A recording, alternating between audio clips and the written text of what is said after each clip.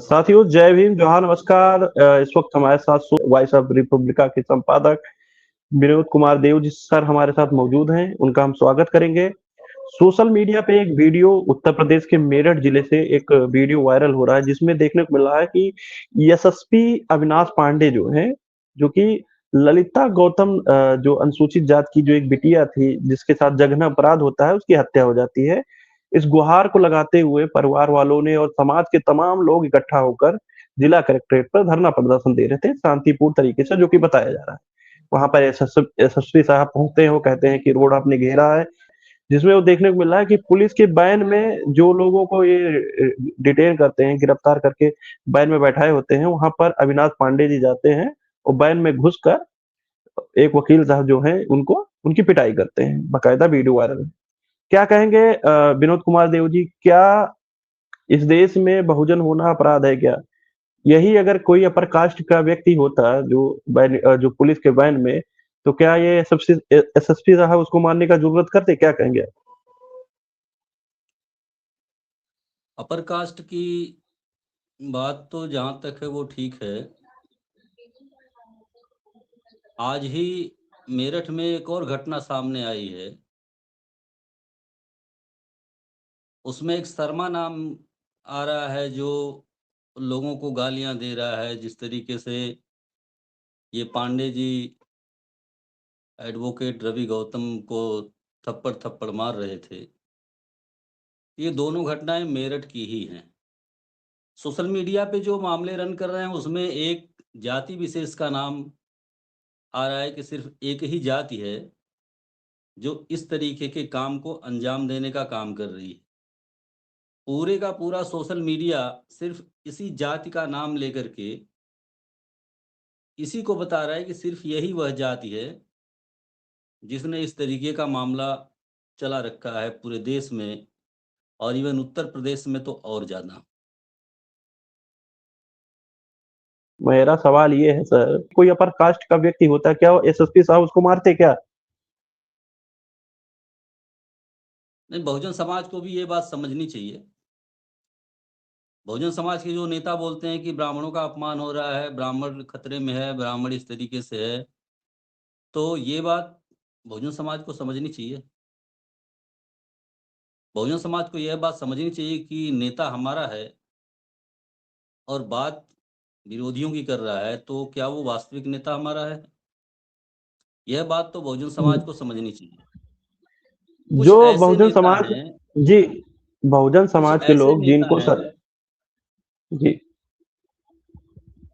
कुछ ऐसे नेता हैं जब इस तरीके की घटनाएं घट जाती हैं तो वहां पे अपनी फौज लेके पहुंचते हैं, और फौज ले जाने के बाद वहां पे कुछ अन्य तरीके की घटनाएं घट जाती है। जैसे अभी आपने देखा होगा कि मिर्जापुर की एक घटना थी जिसमें वहां पे फौज लेके पहुंचे थे लोग, तो वहां पे अपर कास्ट के लोगों ने एससी एसटी के लोगों को बहुत मार मारा था, बहुत पीटा था, और बाद में उस नेता ने ऐलान कर दिया था कि इन लोगों का हमारी पार्टी से कोई संबंध नहीं है। तो इस तरीके के लोगों से भी बहुजन समाज को सतर्क रहना चाहिए, सावधान रहना चाहिए। नहीं तो बहुजन समाज उन्हीं को अपना नेता मानता है ना, जिनके पीछे गाड़ियां काफिले चलते हैं, बाबा साहब की तस्वीर दिखा दें, वही तो उनको तो लीडर मानते हैं। जो जोर से जय भीम बोलता है, उसी उसी को तो ये लोग लीडर मानते हैं। उनकी आंखें कैसे खुलेंगी? बाबा साहब के बेटे की जब मृत्यु हुई थी तो बाबा साहब के पास कफन के पैसे नहीं थे। आज बाबा साहब के जितने भी फॉलोअर, लीडर है, सांसद और विधायक है, उनकी बाबा साहब से कंपैरिजन आप कर रहे हैं।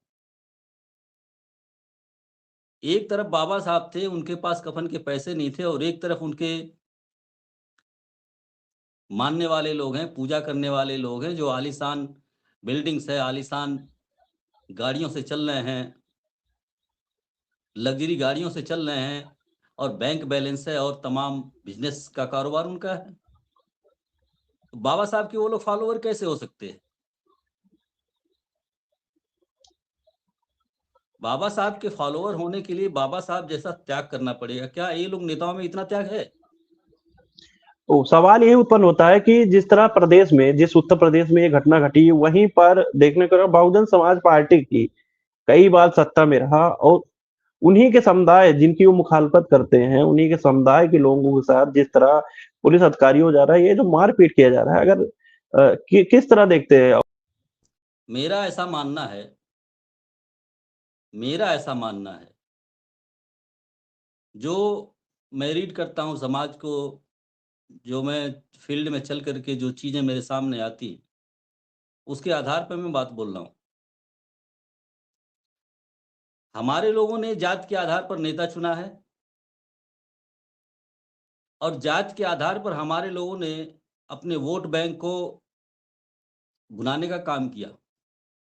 जो हमारा वोट बैंक है, जाति के आधार पर वो लोग वोट देते हैं। वो लोग आइडियोलॉजी के आधार पर नहीं देते, वो विचारधारा के आधार पर नहीं देते। वो लोग सांसद विधायक बनाते हैं जात के आधार पर। संविधान में लिखा हुआ है कि जाति, भाषा, लिंग, जन्म स्थान, इस आधार पर भेदभाव नहीं होगा। कोई भी आदमी भेदभाव नहीं करेगा। मगर हम क्या करते हैं, हमारे लोग क्या करते हैं, जाति के आधार पर ही अपना नेता मानते हैं, और जाति के आधार पर अपना नेता बनाते हैं। तो ये तो कॉन्स्टिट्यूशन के विरोध में हो गया।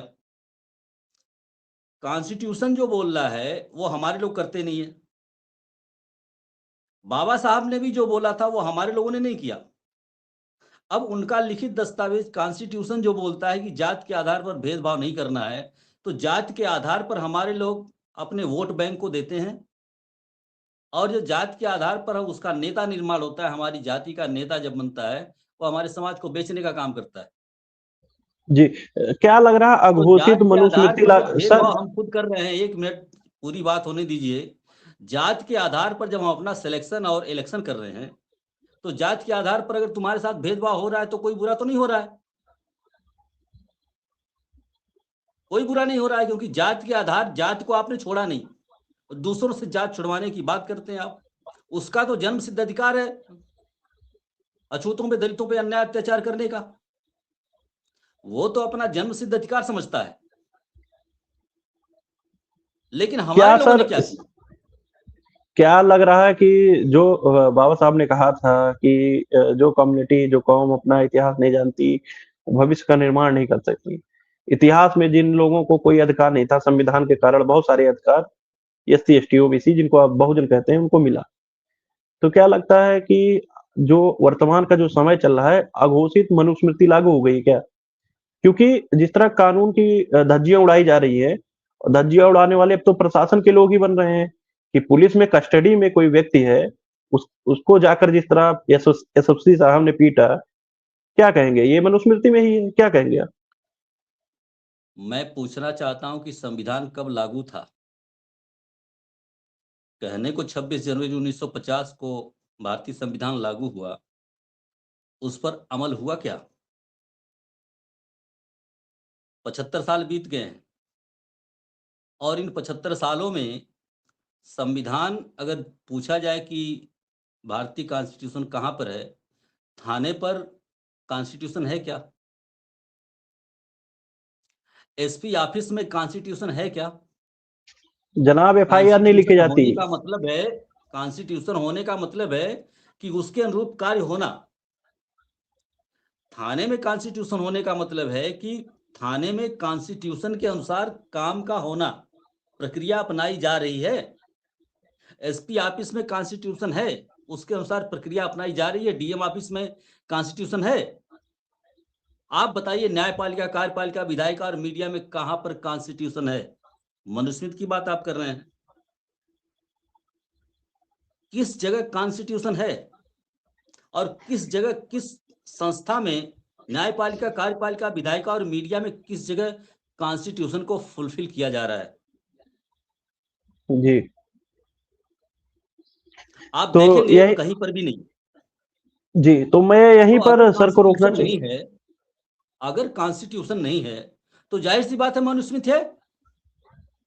जी, तो जाहिर सी साथियों, यहीं बात पर है मैं कि सर, अगर कॉन्स्टिट्यूशन नहीं है तो मनुस्मृति है।